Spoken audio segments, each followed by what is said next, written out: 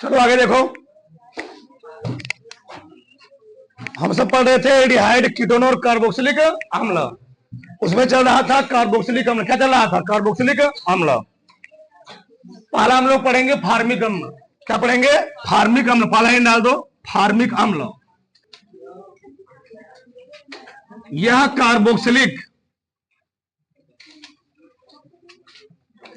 यह कार्बोक्सिलिक श्रेणी कोष्ठक में समूह का, यह कार्बोक्सिलिक श्रेणी कोष्ठक में समूह का प्रथम सदस्य है। प्रथम सदस्य है जो लाल चींटियों, जो लाल चींटियों, मधुमक्खी, मधुमक्खी व बिच्छू के डंक में पाया जाता है। पाया जाता है, इतना बहुत है। ठीक। जो फार्मिक अम्ल है या कार्बोक्सिलिक समूह का कार्बोक्सिलिक श्रेणी क्या है? प्रथम मेंबर है। जिस बात तुम लोग जानते हो, एल्केन श्रेणी का प्रथम मेंबर क्या होता है? मेथेन। ठीक। एल्केन श्रेणी का, एल्कीन श्रेणी का प्रथम मेंबर क्या होता है? इथिलीन। ठीक। एल्काइन श्रेणी का प्रथम मेंबर क्या होता है? एसिटिलीन। उसी प्रकार से कार्बोक्सिलिक अम्ल के प्रथम श्रेणी का प्रथम सदस्य कौन होता है? फार्मिक अम्ल होता है। यह कहां पाया जाता है? लाल चींटियों में जो पेड़ों पर होती हैं, और मधुमक्खी में, वह बिच्छू के डंक में पाया जाता है। क्या पाया जाता है? फार्मिक अम्ल। जिनके काटने से क्या होती? थोड़ा बहुत जलन महसूस होती है। आगे डाल दो। हाँ, थोड़ा बहुत नहीं। अच्छा, देखो आगे, फार्मिक अम्ल बनाने की प्रयोगशाला विधि। फार्मिक अम्ल बनाने की प्रयोगशाला विधि। प्रयोगशाला विधि। फार्मिक अम्ल बनाने की प्रयोगशाला विधि। देखो इसमें हम दो तरीके बताएंगे, फिर समझो ध्यान से। होता क्या है? लिया जाता है ग्लिसरॉल। क्या लिया था जी? ग्लिसरॉल। एक ग्लिसरॉल का फार्मूला कल लिखवाया भी गया था, CH2OH, CH2OH, बीच में CHOH। ग्लिसरॉल क्रिया जब ऑक्सैलिक अम्ल की उपस्थिति में, किससे? ग्लिसरॉल क्रिया जब ऑक्सैलिक अम्ल की उपस्थिति में कराई जाती है तो बनता है ग्लिसरॉल मोनो ऑक्सलेट। CH2OH था ही, फिर CHOH था। बस CH2 इस OH, COOH में से एक यहां लग गया, एक जब यहां लगा तब यहां आपका बचा हुआ है OH ना, इस CH2O से कौन आकर जुड़ गया यहां पर? COO। ये इसमें एक टू है ना, तो बन क्या गया? COO, और यहां पर A वाला जुड़ गया यहां पर। और क्या निकल गया यहां पर? ये तो निकला हुआ ना, H2O निकला हुआ है। फिर समझो, ये तो ऊपर है, ये तो ऐसे ही है, CH2 है, CH2 है। अब यहां से COO बन गया वाला। ठीक। अब देखो यहां पर क्या, यहां पर OH भी बचा है ना, वो है ना जी, यहां पर OH अभी है। अब यहां पर COO हो गया, और यहां पर OH या क्या बनेगा? H2O निकल जाएगा। ठीक। तो इसका नाम हो गया ग्लिसरॉल मोनो ऑक्सलेट। अब जब पुनः ग्लिसरॉल मोनो ऑक्सलेट को 100 से 110 डिग्री सेल्सियस तापमान पर क्या किया जाता है? गर्म किया जाता है। ठीक। अब क्या होगा? CH2OH वैसे ही है, CHOH वैसे ही है। तो ये बांध टूट जाता है अंदर वाला, जो अंदर टूटे क्या बनेगा? CO2। ये हट गया, ये हट गया, बन गया CO2 निकल गया, ये जुड़ गया करके। इसका नाम हो गया ग्लिसरॉल मोनोफॉर्मेट। ग्लिसरॉल मोनोफॉर्मेट। पुनः जब इस ग्लिसरॉल मोनोफॉर्मेट क्रिया किसे करवाई जाती है? जल से। सिखाई गई जल से, तो बना क्या? ग्लिसरॉल। किसका फार्मूला हो गया? ग्लिसरॉल। ठीक। बताया भी गया, कल लिखवाया भी गया था। अगर CHOH है तो वहां देखो यहां क्या है? CH2 ग्लिसरॉल हो गया ना, एक ग्लिसरॉल हो गया, और बन क्या गया? फार्मिक अम्ल। जो मकसद था इसी चीज को किताबों में संक्षेप रूप में देखोगे, विद्या वगैरह में सबसे रूप में दे दिया। क्या ये क्या हो गया? ये ऑक्जेलिक अम्ल है। ये क्या है? ऑक्जेलिक अम्ल है। ऑक्जेलिक अम्ल की क्रिया जब किसे करवाती है? ग्लिसरॉल से, तो क्या बन जाता है? फार्मिक अम्ल। शॉर्टकट में एक लाइन। ठीक, इतना जरूरी नहीं है, इतना भी लिख दो, कोई दिक्कत नहीं है। हम लोग क्या लिखते हैं जब ये क्या है? ऑक्जेलिक अम्ल। ऑक्जेलिक, इतना भी लिख सकते हैं, नहीं समझे हमारी बात? ऑक्जेलिक अम्ल मतलब ये लंबा प्रोसेस है, ए वाला। और ये क्या है? जब जब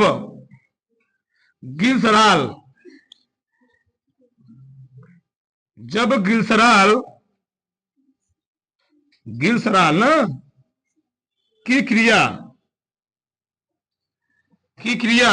ऑक्जेलिक अम्ल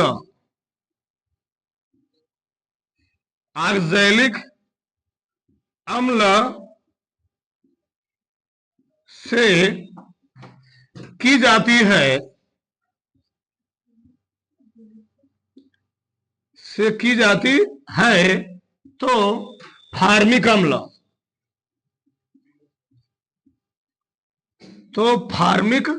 अम्ल का क्या होता है? निर्माण होता है। फिर तुम लोग बहुत चालाक हो, समझ रहे हैं, थोड़ा इसको ना लिख के यही लिख लोगे। हाँ ठीक, ये हो गया फार्मिक अम्ल। और ध्यान रखना, पेपर की दृष्टि से बहुत इंपॉर्टेंट है और सिलेबस में है भी है, इसलिए इसको कर लेना very very most important, very very most important. अब क्या किया था देखो, ये गोल्डबेरी का फ्लक्स। क्या है? गोल्डबेरी का फ्लक्स। इसमें क्या लिया जाता है? ग्लिसरॉल और ऑक्जेलिक अम्ल। इसमें क्या लिया जाता है? ग्लिसरॉल। इसमें लिया गया ग्लिसरॉल। और क्या लिया गया? ऑक्जेलिक अम्ल।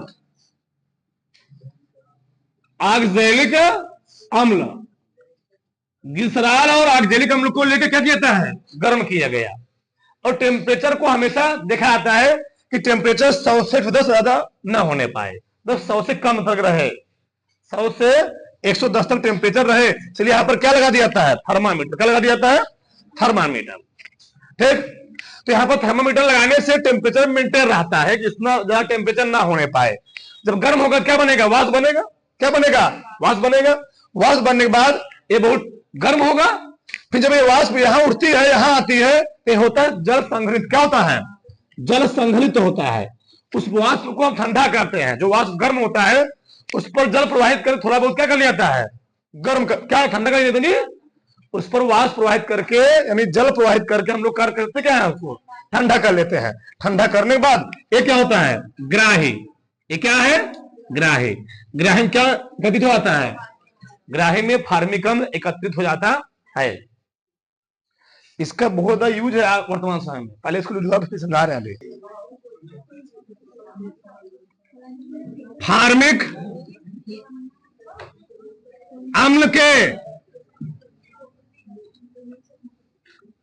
अम्ल के रासायनिक गुण पढ़ा लिखो। टालन अपकर्मक से क्रिया, सबसे मेन यही है। टालन अपकर्मक, रट गया होगा ना? रट गए नहीं अभी तक? चलो, फार्मिक अम्ल फार्मूला क्या होता है? HCOOH। तो जगह भी नहीं बचेगा। तो टाइम क्रम क्या होता है? Ag2O। अब तो तुरंत जाना चाहिए जी।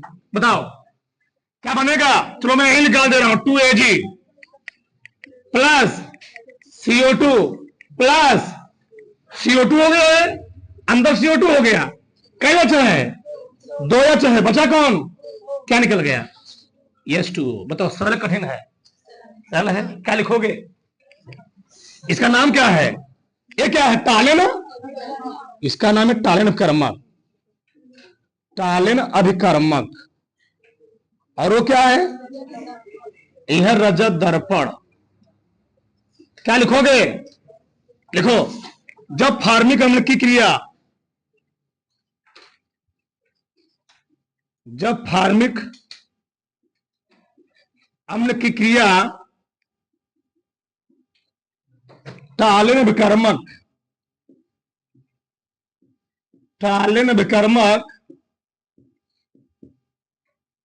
से की जाती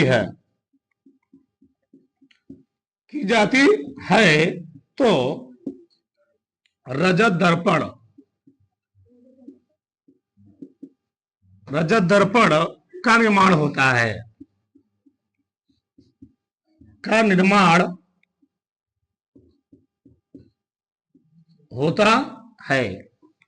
ठीक। चलो, ये पहला हो गया। दूसरा, फेहलिंग विलयन से क्रिया, याद होगा ना? फेहलिंग विलयन, बताओ क्या होता है फेहलिंग विलयन, किसको कहते हैं? क्या होता है फार्मूला? Cu2O, copper side. हाँ चलो, HCOOH प्लस किसी के करवाएंगे? CuO से, सही है ना? क्या बनेगा? पहले CO2 निकाल दो, प्लस H2O, CO2 निकल गया, H2O निकल गया, प्लस क्या बन जाएगा?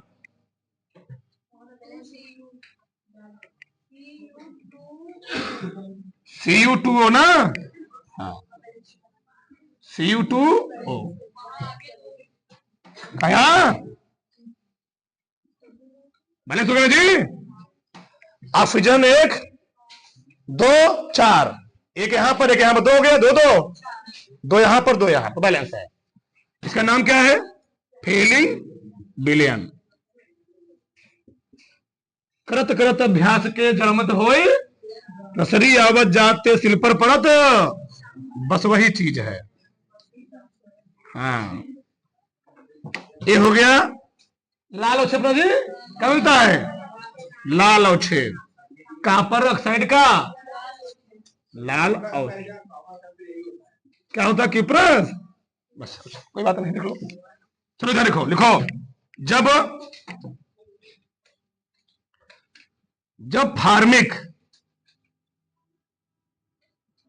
जब फार्मिक अम्ल की क्रिया फेहलिंग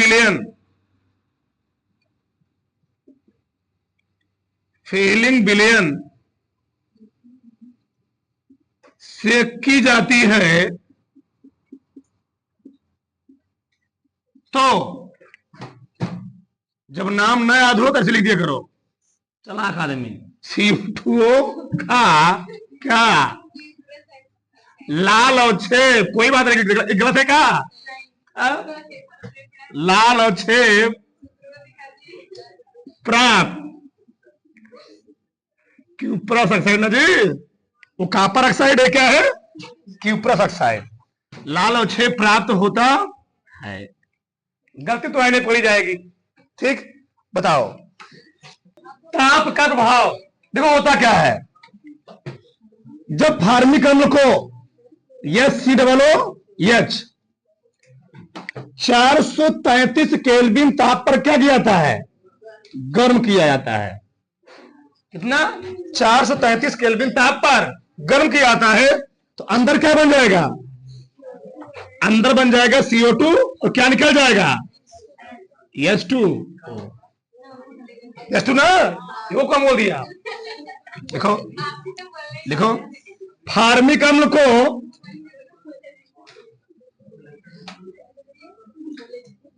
फार्मिक अम्ल को 433 केल्विन ताप पर गर्म करने पर यह CO2 तथा O2 में H2 में अपघटित हो जाता है। यह है तीसरा। चौथा हम निर्जलीकरण, निर्जलीकरण।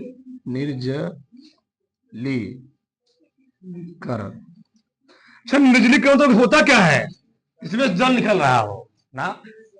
देखो यार, समझो ध्यान से। चलो पहले देखो, पहले लिखा बाद में। ए फार्मिक अम्ल, ठीक। इस फार्मिक अम्ल की क्रिया जब सल्फ्यूरिक अम्ल की उपस्थिति में, किसकी? हाँ, यहां पर क्या था? यहां पर बस केवल टेम्परेचर दिया गया था। यहां सल्फ्यूरिक अम्ल आ गया। ये टेम्परेचर कितना रहेगा? टेम्परेचर रहेगा 433 केल्विन है। बस यहां पर कोई सोल्यूशन हम नहीं लिए थे, यहां पर कोई सोल्यूशन ले रहे हैं, ठीक। उसके साथ उसको गर्म किया जा रहा है। जब गर्म करोगे तो निर्जलीकरण हो रहा है, यानी जल का निर्माण होगा। H, 2H है, हो गया H2O। और सबसे खतरनाक गैस बनती है कार्बन मोनोऑक्साइड। तो बन जाएगा CO प्लस, क्या निकल जाएगा? H2O। इसका नाम क्या है? Carbon monoxide. बहुत जहरीली गैस होती है, आदमी के लिए बेहद हानिकारक होती है, बेहद खतरनाक होती है, ठीक। हाँ लिखो तो, जब, ऐसे लिख लो, फार्मिक अम्ल को, फार्मिक अम्ल को 433 केल्विन ताप पर H2SO4 के विलयन में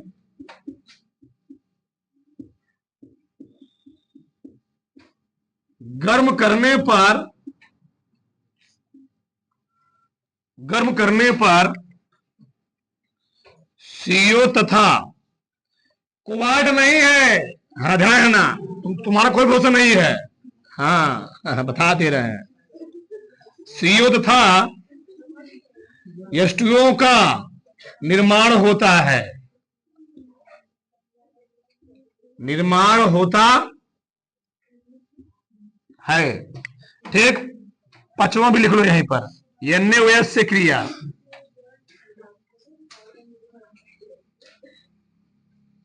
NaOH से क्रिया। एक मिनट पहले देखना, फिर लिखना, एक मिनट रुके रहो। चलो बताओ, नहीं कर लोगे तुम क्रिया? COOH फार्मिक अम्ल, अभी रुके एक मिनट, NaOH, ठीक। बताओ क्या बनेगा? Sodium format. फार्मूला क्या होता है? HCOO Na प्लस, क्या निकलेगा? HCOO Na हो गया, H2O निकल गया। ये कितना बड़े बड़े क्रियाएं हैं, तो छोड़ चले जाते हो, दिल गार्डन गार्डन हो जा रहा है, ठीक। हाँ बोलो ना, लिखो,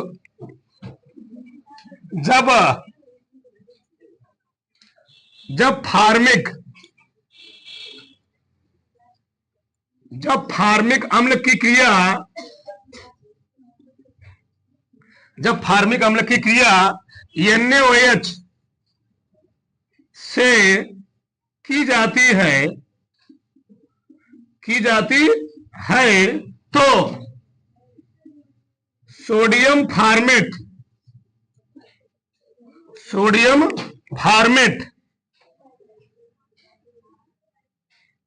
का निर्माण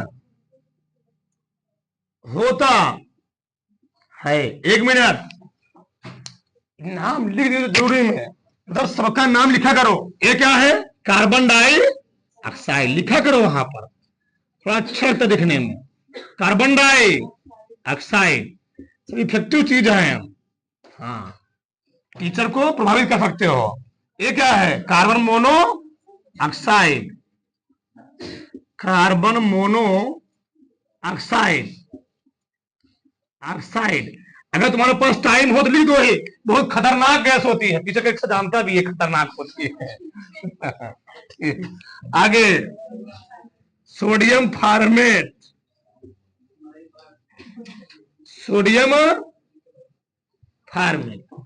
बताओ यहां तक किसी कोई डाउट? सिंपल सा चयन, अपचयन, ठीक। देखो इधर,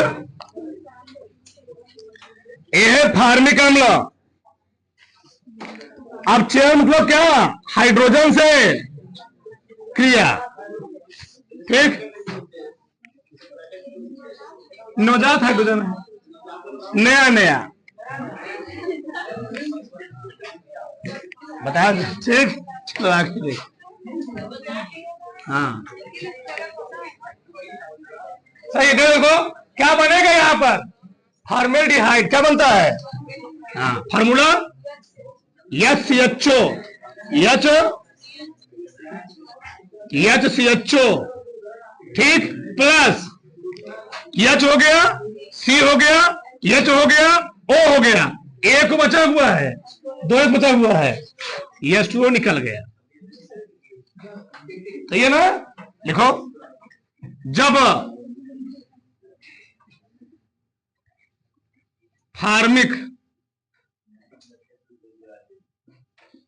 जब फार्मिक अम्ल का अपचयन,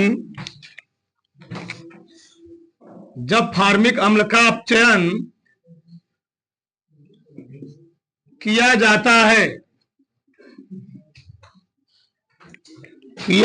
है, तो क्या नाम है इसका? फॉर्मेल्डिहाइड।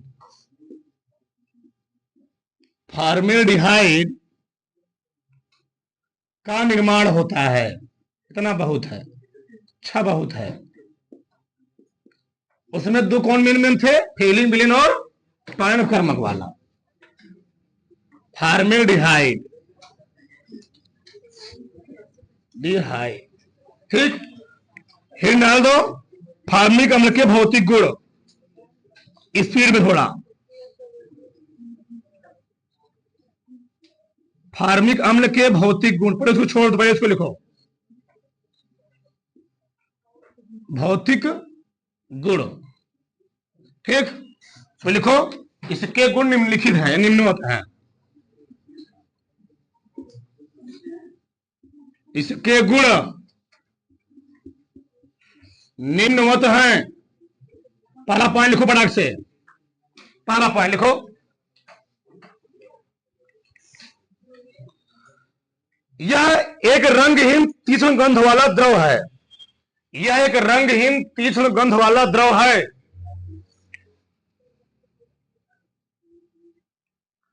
यह एक रंगहीन तीक्ष्ण गंध वाला द्रव है।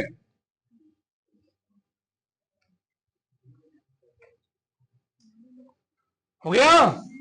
दूसरा पॉइंट लिखो,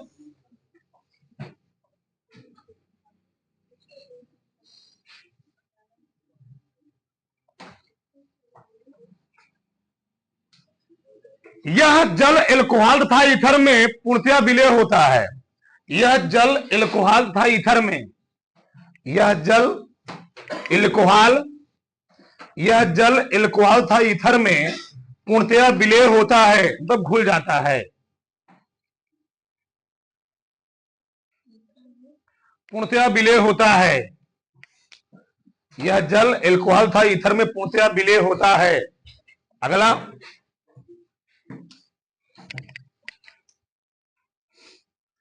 यह अत्यंत संक्षारक होता है। तीसरा पॉइंट, यह अत्यंत संक्षारक होता है। यह अत्यंत संक्षारक होता है।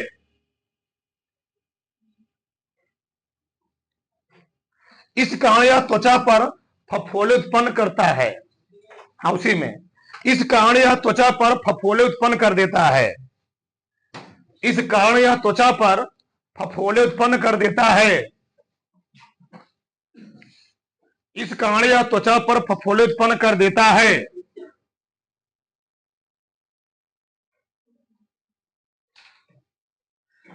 अगला चौथा पॉइंट, इसमें हाइड्रोजन बंध पाए जाने कारण, इसमें हाइड्रोजन बंध पाए जाने कारण, इसमें हाइड्रोजन बंध पाए जाने कारण इसका क्वथनांक और गलनांक बहुत अधिक होता है। इसका क्वथनांक और गलनांक बहुत अधिक होता है।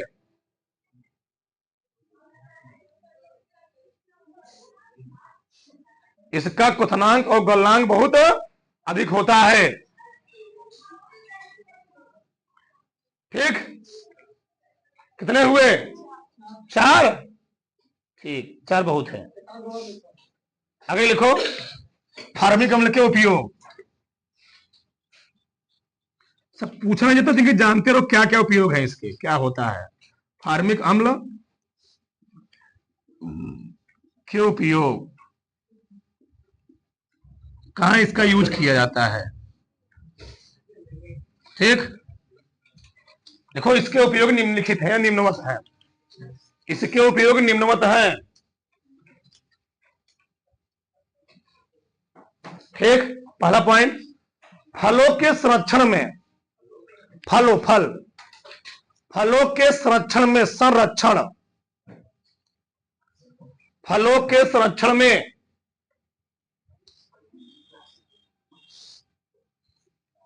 अगला, सूती कपड़ा व एवं ऊन की रंगाई में, सूती कपड़ा एवं ऊन की रंगाई में, सूती कपड़ा एवं ऊन की रंगाई में।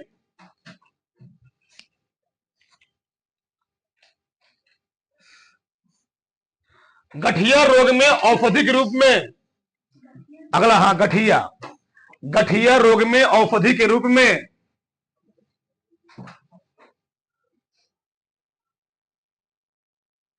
गठिया रोग में औषधि के रूप में।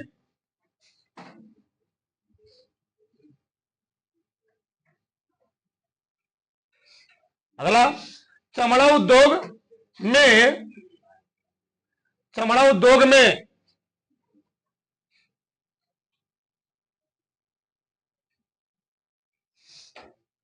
चमड़ा उद्योग में। अगर लिख लो, कई हुए, लास्ट लिख लो, लास्ट। जीवाणुनाशक के रूप में, जीवाणुनाशक के रूप में, जीवाणुनाशक के रूप में पदार्थों को सड़ने से बचाने के लिए, जीवाणुनाशक के रूप में पदार्थों को सड़ने से बचाने के लिए, जीवाणुनाशक के रूप में पदार्थों को सड़ने से बचाने के लिए। देखो इधर हम लोग अपने घरों में भी देखते हैं, घर में जब आम के या अन्य किसी फल के अचार बनते हैं, तुम लोग केयर करते होगे। अगर जब वो डब्बा पैक होता है तो जो लोग अचार बनाते हैं ना, अचार के ऊपर से इस तरह क्या करते हैं, नमक डाल देते हैं। क्यों डालते हैं? वो नमक डालने से 2 चीज होता है, एक तो वह जल्दी गल भी जाता है, और एक तो वह कोई बैक्टीरिया, कोई जीवाणु अंदर इंटर नहीं कर पाते हैं, उससे सेफ रहता है। इसी प्रकार से इसका उपयोग, कोई चीज मान लो खराब हो रहा हो तो फार्मिक अम्ल का प्रयोग करने से वह चीज क्या होता है, उसको हम लोग थोड़ा बहुत सेव कर लेते, खराब नहीं होता है। ठीक, उसमें कोई ऐसा पॉइंट जो समझ में आया हो? गठिया रोग के उपचार के लिए हम लोग इसका, तब गठिया में पैरों में कोई क्या हो जाए, गांठें पड़ जाए ना, यही होता ना, कोई हो जाए। तो तुम लोग जानते हो जो हमारी हड्डियां पसलियां टूटती हैं, मतलब हड्डी का ही टूट गया, कुछ ब्रेक हो गया, तुम लोग जानते हो सुअर की चर्बी, सुअर की चर्बी का यूज किया जाता है। इससे क्या होता है, तेल उसका यूज किया जाता है, उससे मालिश की जाती है, उससे क्या होता है, जल्दी आराम हो आता है ना। उसी प्रकार गठिया रोग के उपचार के लिए इसका क्या किया था, प्रयोग किया, तो इससे क्या होता है, वो सही हो जाता है। ठीक, और कोई दिक्कत?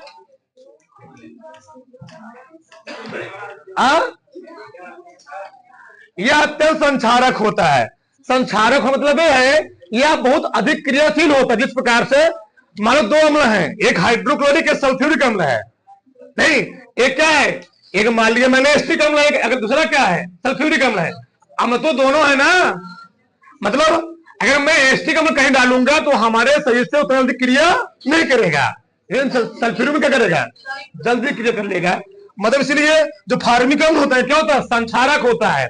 यह हमारे शरीर पर फोड़े भी उत्पन्न कर सकता है। वही तू सिरका डाल लो, सिरका भी तो अम्ल है, लेकिन हमारे शरीर को सही डालेगा, कुछ नहीं करेगा। हम लोग खाते भी हैं उसको, चाहो से खाते सिरका घरों में, लेकिन संक्षारक क्या होता है, हमको दिक्कत कर सकता है, हमारे शरीर के लिए क्या होता है, हानिकारक होता है। बस में आई। तो इसका क्या क्या हो गया, बनाने विधि हो गई, रासायनिक गुण हो गए, भौतिक गुण हो गए, उपयोग हो गए, ये भी आज खत्म हो गया। ठीक।